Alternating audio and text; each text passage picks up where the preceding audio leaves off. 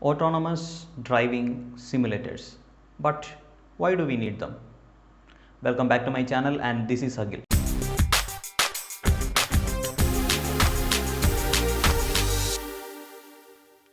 Autonomous vehicles are becoming more and more realistic by time.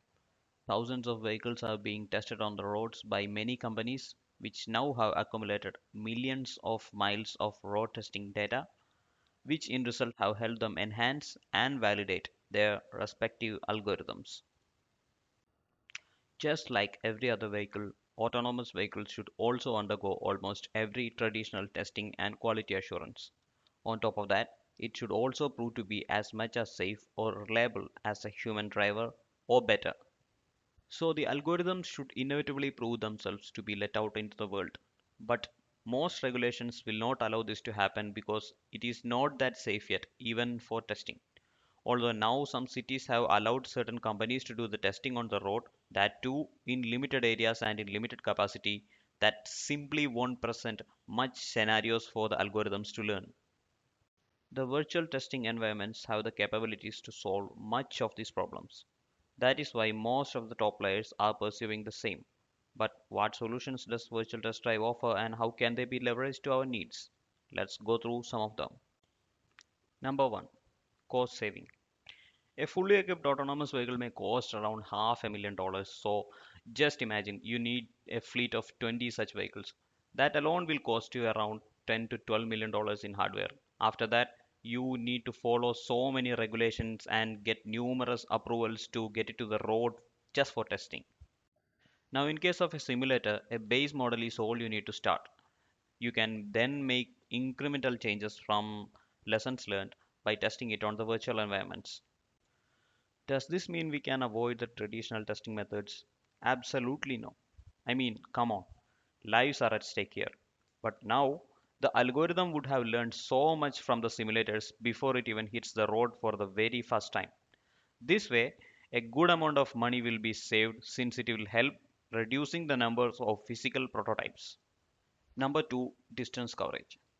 In 2018, at least 1 billion miles were required for developing an autonomous driving system. Waymo had only covered about 20 million miles on public roads by January 2020, but at the very same time, the company had covered about 7 billion miles in virtual environments. Today, that number is much higher. Now, if they had thought of only using public roads for testing and they went ahead with the same rate, it would have taken them a couple of centuries to reach their first billion miles. So, you get the picture. Number 3, more scenarios to learn from. The real road testing conditions cannot guarantee all possible use cases, and a few of them encountered by chance will never be enough for an algorithm to be fully ready. The number of conditions to be checked will be in the scale of millions, and there is no way to meet these needs without virtual environments. For instance, what happens if a city decides to paint all the road signs yellow instead of white?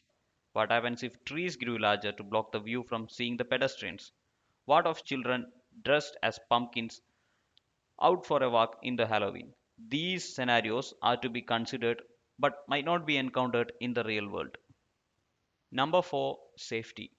There is a high probability of a vehicle not detecting a person or an animal and having a head on collision while testing. There is a chance of hitting other vehicles on the road or parked on the side of the road.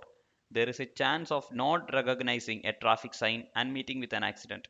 The vehicle might go out of the lane or even the road.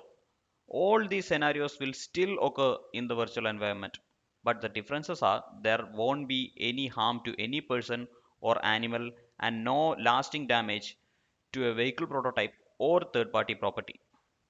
So, those were the main reasons for autonomous driving simulators. Please comment your opinions below and tune in for more content.